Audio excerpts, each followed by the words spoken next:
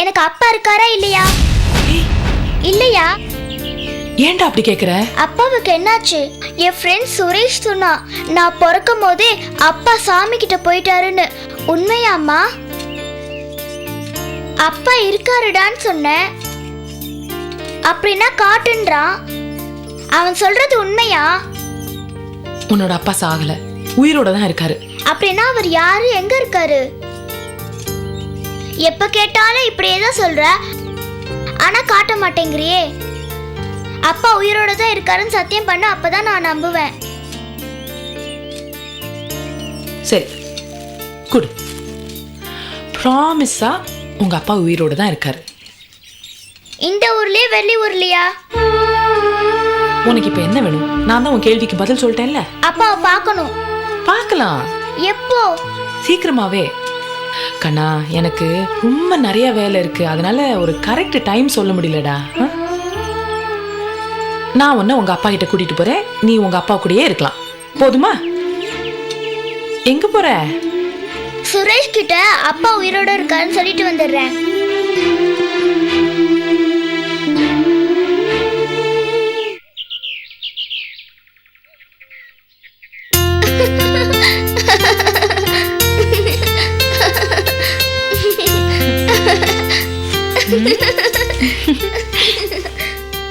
என்னடி லூஸ் மாதிரி தனியா சிரிச்சிட்டு இருக்க?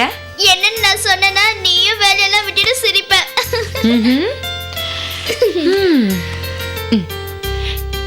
இப்ப சொல்லுடி, நான் சிரிக்கிறேன்னு பாப்போம். தாத்தா எனக்கு பர்த்டே கிஃப்டா மாஸ்க் வாங்கி கொடுத்தாருல்ல, ஆமா, அதை உனக்கு மாட்டி விட்டுட்டு அப்பாவை கூட்டிட்டு வந்து கிஸ் பண்ண சொன்னேன். அப்பாவும் கிஸ் பண்ணாரு. ஆனா அது நீ இல்ல, ரேகா ஆண்டி. நீ பண்ண கலாட்டால அவங்கள மாடி விட்டுட்ட பாரு.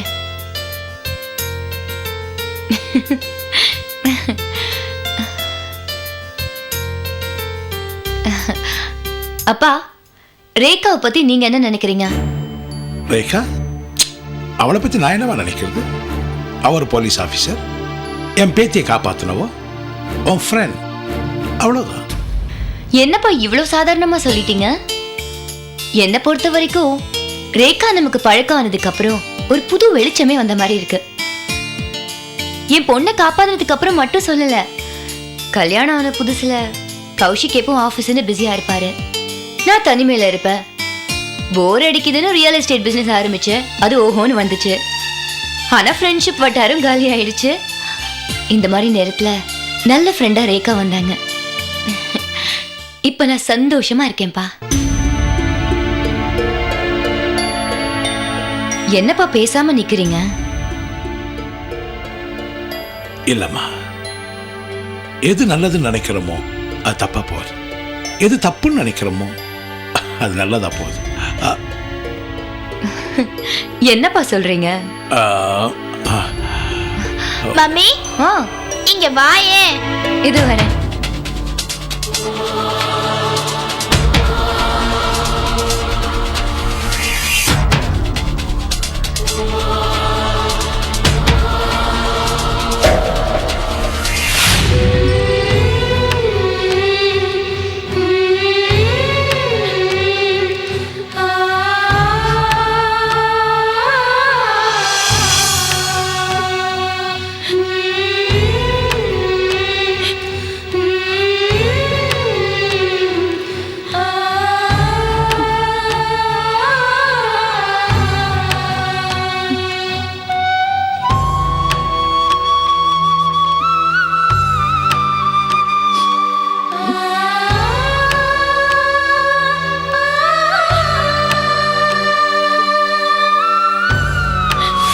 அப்பா இன்னும் நல்லவதான், புத்திசாலி தான், நான் இல்லைன்னு சொல்லல.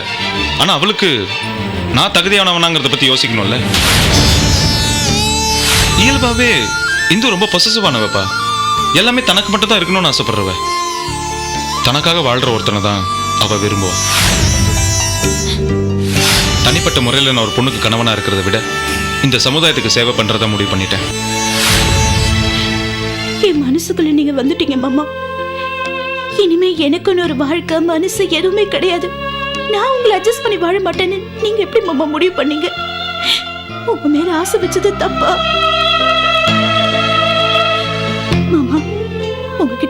விஷயமே. நீங்க வீட்டுக்காக மட்டும் இல்ல, மத்தவங்களுக்காகவும் சிந்திக்கிறீங்க, உழைக்கிறீங்க. என்னையே மாமா புரிஞ்சுக்கல. உங்களுக்கு புரியுற மாதிரி எனக்கு சொல்ல தெரியலையா? நீங்களே என்ன வெறுத்ததுக்கு அப்புறம் நான் யாருக்காக வாழணும்? நான் ஏன் உயிரோட இருக்கணும்? நீங்க இல்லாத வாழ்க்கை எனக்கு வேணாம்.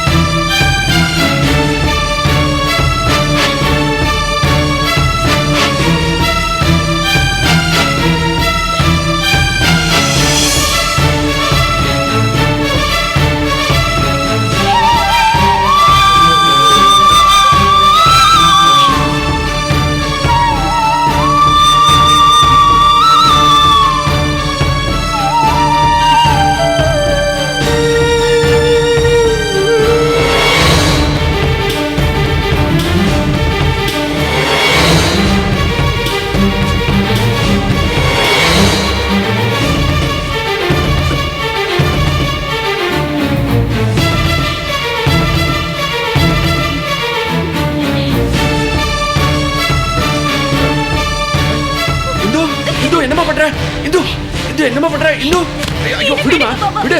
அட விடுமா. மறக்கதா எல்லாரும் வாங்க. என்ன காரியம் பண்றமா? வைத்தியக்காரன் பண்ணிட்டு என்னம்மா இது? என்ன ஒரு முட்டாள்தனம் உனக்கு? என்னம்மா ஆச்சு உனக்கு? ஏமா என்ன பண்ற? என்ன இதெல்லாம்? டேய் பாத்தியாடா, நம்மள எல்லாம் விட்டுட்டு ஒரேடியா போக பாத்தாடா. உனக்கு அறிவு இல்ல? ஏன் இப்படி செஞ்ச? டேய் கேள்வியா கேக்குறேன்? நீ சொன்ன வார்த்தை தாண்டா என் மருமகளுக்கு எமனா போச்சு. சின்ன வயசுல இருந்து உன் மேல பாசமா மாமா மாமான்னு அலைஞ்சாடா. உனக்காகவே வாழ்ந்து வந்தவடா அவ. இவளை போய் பிடிக்கல, கல்யாணம் பண்ணிக்க மாட்டேன்னு சொல்லிட்டா. எப்படா உனக்கு மனசு வந்தது? போடாங்கிறது. இதவா உனக்கு இந்த வீட்டில் இருக்கிற யாரும் முக்கியம் இல்லப்பா, ஊர் இருக்கிறவங்க தான் முக்கியம். இங்க இருக்கிற ஒவ்வொருத்தரையும் சாகடிக்கு நீ முடிவு பண்ணிட்ட. போடா வெளியில, போடா வெளியில. முதல்ல என் மூஞ்சில முழிக்காத, போடா வெளியில. என்னம்மா இப்படி ஒரு காரியம் பண்ணிட்டு நீ?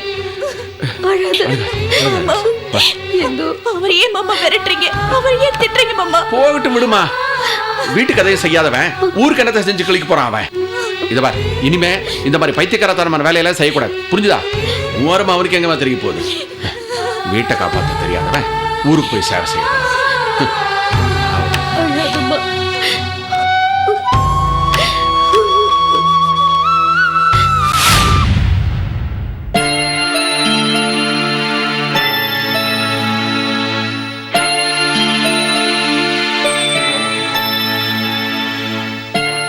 என்ன பிரசன்னா, ஏன் டல்லா இருக்கீங்க? என்ன விஷயம் சொல்லுங்க. இந்து தற்கொலை பண்ணிக்கிற அளவுக்கு போயிட்டா. ஐயோ, என்னாச்சு? அந்த காலேஜ் பிரச்சனை திரும்பி வந்துருச்சா? அதெல்லாம் ஒன்றும் இல்லை. அவளுக்கு நான் தான் பிரச்சனை. ஏன் நீங்க என்ன பண்ணீங்க? அப்பா என்ன அவளை கல்யாணம் பண்ணிக்க சொன்னாரு. அதுக்கு நீங்க என்ன சொன்னீங்க? எனக்கு அப்படி ஒரு எண்ணமே இல்லைன்னு சொல்லிட்டேன். அப்ப அவ உங்க மேல வச்சிருக்கிற ஆசைப்பட்டது அவ மட்டும் தாங்க. அவ என் மாமா பொண்ணு, எனக்கு முறை பொண்ணுங்கிற வரைக்கும் தான் உண்மை. ஆனா இது வரைக்கும் ஒரு நாள் கூட நான் அவளை மனைவியை நினைச்சு பழகினதே இல்லை. இல்ல உறவுக்கார பொண்ணுங்கிறதுக்காக நான் வரமுறை மீறி பேசினதும் இல்லை. ஆனா அவ அப்படியே ரிவர்ஸ். மனசுக்குள்ள என்ன அவ புருஷனாவே நினைச்சு பழகிட்டு இருந்திருக்கா. அவ என் மேல வச்சிருக்கிறது அன்பு மட்டும் தான் நினைச்சேன். ஆனா ஆசைப்பட்டிருக்கான்னு அப்புறம் தான் புரிஞ்சுக்கிட்டேன். இது நீங்க வாங்கி கொடுத்த பென், இது நீங்க வாங்கி கொடுத்த கர்ச்சிஃப்னு ஹேர் பென் வரைக்கும் ஒவ்வொன்றா என் ஞாபகார்த்தமா அவ இன்னும் வச்சிருக்கா. அதை என்கிட்டயே சொல்லி எடுத்தும் காட்டுறா. இது எதுவுமே புரிஞ்சுக்காம நான் எங்க அப்பா கிட்ட போய் வேற மாப்பிள்ள பார்க்க சொல்லிட்டேன். இது இந்துவால தாங்கிக்கவே முடியல. எப்படி சொல்லி புரிய வைக்கிறதுன்னு எனக்கும் தெரியல. தப்பு பண்ணிட்டீங்க பிரசன்னா. அவ யாரா இருந்தாலும் சரி, உங்களையே நினைச்சுக்கிட்டு இருந்த ஒரு பொண்ணோட மனசை நீங்க விளையாட்டு பொம்மையா நினைச்சிட்டீங்க. இல்லைங்க, நான் தான் புரிஞ்சிக்காம இருந்துட்டேன். இல்லாட்டி ஆரம்பத்திலேயே முகவுரையிலே முடிச்சிருப்பேன். முகவுரை மட்டும் படைப்பாகதே. பிரசன்னா, நான் உங்களை ஒன்று கேட்குறேன். நீங்கள் பெரிய ரைட்டர், சமூகத்தை நல்லா ஆராயறேன்றீங்க. ஆனால் உங்கள் கூடயே வீட்டில் இருந்துக்கிட்டு உங்களையே நினச்சிக்கிட்டு இருக்கிற அந்த இந்துவோட மனசு புரிஞ்சிக்க முடியல, அவளோட ஆழமான காதலையும் புரிஞ்சிக்க முடியல இல்லை? உங்களோட உலகம் இன்வெஸ்டிகேட்டிவ் ஜேர்னலிசம், நான் ஃபிக்ஷன், கதை, கவிதை அப்படியே போயிடுச்சு இல்லை? அதில் வர மக்களை பற்றி தான் உங்களால் எழுத முடியுது, புரிஞ்சிக்க முடியுது. ஆனால் இந்துவை புரிஞ்சிக்க முடியல. கரெக்டா பிரசன்னா?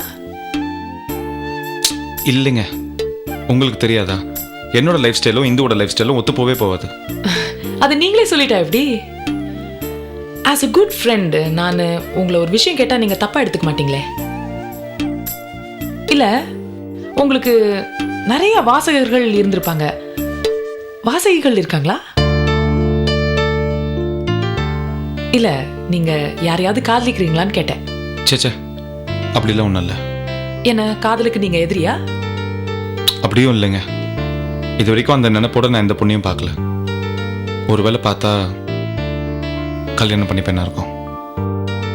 அப்புறம் என்ன பிரசன்னா, எப்படி இருந்தாலும் உங்களுக்கு ஒரு வாழ்க்கை துணைவின்னு ஒருத்தவங்க வரதான் போறாங்க இல்லையா? ஸோ உங்களை நல்லா புரிஞ்சுக்கிறவளா இருந்தா எல்லாம் கன்வீனியன்ட்டா இருக்கும். அவளும் அவஸ்தைப்பட மாட்டா, நீங்களும் அவஸ்தைப்பட மாட்டீங்க. ஏன்னா உங்களோட ஒர்க் எப்படின்னா, ஒரு 4 days ஊருக்கு போகணும்னு வச்சுக்கோங்களேன். அதை இந்துவா இருந்தா ஏன் போனீங்க, என்னாச்சு, எதுக்கு அப்படிலாம் கேள்வி கேட்க மாட்டேன் இல்லையா? இதே வேற ஒருத்தரா இருந்தா எதுக்கு போனீங்க, 1000 கேள்விகள், சந்தேகங்கள். உங்களால கன்வின்ஸும் பண்ண முடியாது. என்ன கேட்டீங்கன்னா உங்களுக்கு இந்து தான் பெட்டர் சாய்ஸ், ஆக்சுவலா பெஸ்ட் சாய்ஸ்னு நான் சொல்லுவேன். பிரசன்னாவை நான் கம்பல் பண்றதா நினைக்க வேண்டாம். ஒரு நல்ல ஃப்ரெண்டா அட்வைஸ் பண்றேன், அவ்வளவுதான். குட், நீங்க யோசிக்க ஆரம்பிச்சிட்டீங்க. அப்படின்னா கூடிய சீக்கிரம் இந்து விஷயத்துல ஒரு நல்ல முடிவுக்கு வருவீங்கன்னு நான் நம்புறேன்.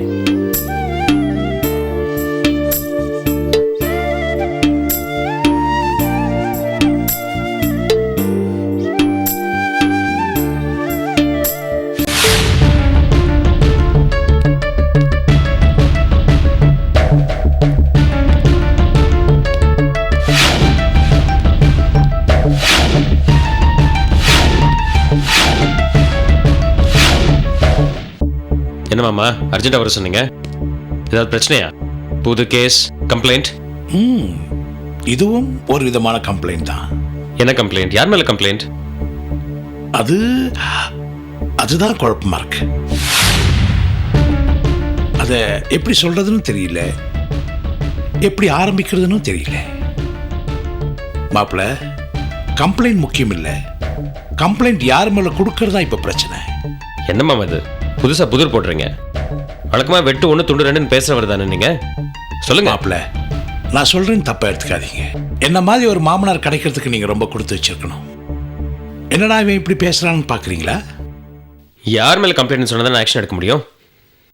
கம்ப்ளைண்டே உங்க மேல தானே. என்ன மாமா சொல்றீங்க? மாப்பிள்ள, பயந்துட்டீங்களா? அதெல்லாம் ஒண்ணும் இல்லை. ஆமா, அந்த ரேகாக்கும் உங்களுக்கும் ஏதாவது சம்பந்தம் இருக்கா? அது மாமா, நான் உடனே எனக்கு ரேகா ஜூனியர், நாங்க 2 பேரும் ஒன்னா வேலை செய்யறோம் அப்படி இப்படி எல்லாம் சொல்லி என்கிட்ட எதையுமே மழுப்ப முடியாது. நீங்க 2 பேரும் சேர்ந்து ஒன்னா வேலை செய்யறதா ஊரஞ்ச விஷயமாச்சே. குற்றாலத்துல நீங்க டிஎஸ்பியா இருக்கும்பொழுது ரேகாவை மீட் பண்ணிருக்கீங்க, 2 பேரும் மனசார நேசிச்சிருக்கீங்க. ஏதோ கால கிரகத்தால கல்யாணம் நடக்காம போயிடுச்சு, அப்படிதானே மாப்பிள்ள? ஆனா காதலிக்கிறேன்னு மட்டும் ஒரேடியா சொல்லிடாதீங்க. குற்றாலத்துல எல்லா விஷயத்தையும் நான் கேதர் பண்ணிட்டேன். வேணும், நான் உங்க டிபார்ட்மெண்ட் சட்டப்படி எல்லா சாட்சியும் நான் ப்ரொடியூஸ் பண்ணட்டுமா? வேண்டாம் மாமா, வேண்டாம். வாஸ்தவம் தான், நீங்க சொல்றது கரெக்ட் தான். ரேகாக்கும் எனக்கும் இருந்த உறவு கல்யாணம் வரைக்கும் போச்சுங்கிறதும் உண்மைதான். ஆனா அதுக்கப்புறம் அந்த குடும்பத்தை பத்தி சில உண்மைகள் எனக்கு தெரிய வந்தது மாமா.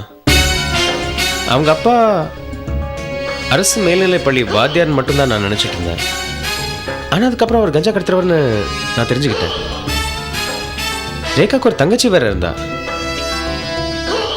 அவ நடத்த சரியில்லைன்னு அதுக்கப்புறம் தான் தெரிய வந்தது.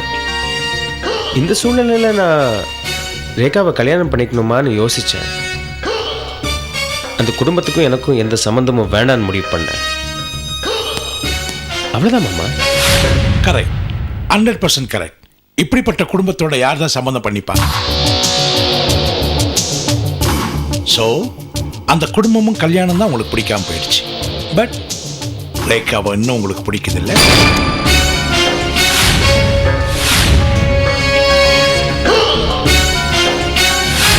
இதை பாருங்க மாப்பிள்ள, ஒவ்வொரு மனுஷனுடைய வாழ்க்கையில அவன் ஏழையோ பணக்காரனோ காதல் ஒரு பார்ட். ஆனா கல்யாணத்துக்கு அப்புறம் அந்த காதலுக்கு கருமாதி பண்ணிடணும். அதை எரிப்பீங்களோ புதைப்பீங்களோ அதை அடியோடு மறந்துடணும். உங்களை நம்பி நீங்க யார் எதுன்னு தெரியாம பெத்தவங்க காட்டினாங்கிற ஒரே காரணத்துக்காக என்ன ஏதுன்னு கேட்காம கழுத்து நீட்டினாலே என் மக, அவ வாழ்க்கை எந்த காரணம் கொண்டும் கெடாம பார்த்துக்க வேண்டியது உங்க பொறுப்பு. காதலுங்கிறது சின்ன வயசுல வரக்கூடிய ஒரு சபலம், அது ஒரு பாசிங் கிளவுட். ஆனா கல்யாண வாழ்க்கைங்கிறது நிரந்தரம். வருங்காலத்துல அதுதான் நமக்கு சரித்திரம். இப்போ புருஷன் பொண்டாட்டிங்கிறது ஒரு படிக்கட்டு, அம்மா அப்பாங்கிறது இதுக்கு அடுத்த படிக்கட்டு, தாத்தா பாட்டிங்கிறது ஒரு படிக்கட்டு, பேரம் பேத்திங்கிறது அடுத்த படிக்கட்டு. இப்படி படிப்படியா உறவுகள் முன்னேறி 100 வருஷம் 1000 வருஷம் இப்படி சந்ததிகள் பெருகிட்டே இருக்கே, அது எவ்வளவு சந்தோஷமா இருக்கு. அதை புரிஞ்சுப்பீங்கன்னு நினைக்கிறேன். எனக்கு புரியுது மாமா. மாமா, என்னோட கடந்த காலத்தை நான் எப்பவும் மறந்துட்டேன். குற்றாலத்தில் நான் ரேகாவை சந்திச்சது ஒரு விபத்து. நான் அதை அங்கேயே மறந்துட்டேன். இப்போ என்னோட உலகமே பிரியாவும் திவ்யாவும் தான். திவ்யாவோட உயிரை ரேகா காப்பாற்றினதுனால பிரியாவும் திவ்யாவும் ரேகா மேலே கொஞ்சம் பாசமாக இருக்காங்க. அதனால தான் அடிக்கடி வீட்டுக்கு வந்துட்டு போயிட்டுருக்கா. அதை தவிர என்னை பொறுத்த வரைக்கும் ரேகா என் கூட வேலை பார்த்துட்டு இருக்கிற ஒரு போலீஸ் ஆஃபீஸர், அவ்வளோதான். புரியுது, நல்லா புரியுது. ஆனா என் பேத்திய காரணம் காட்டி அந்த பழைய உறவு விலாசம் தேடி வந்தா நான் சம்பந்தப்பட்டவங்களை அட்ரஸ் இல்லாம ஆக்கிடுவேன்.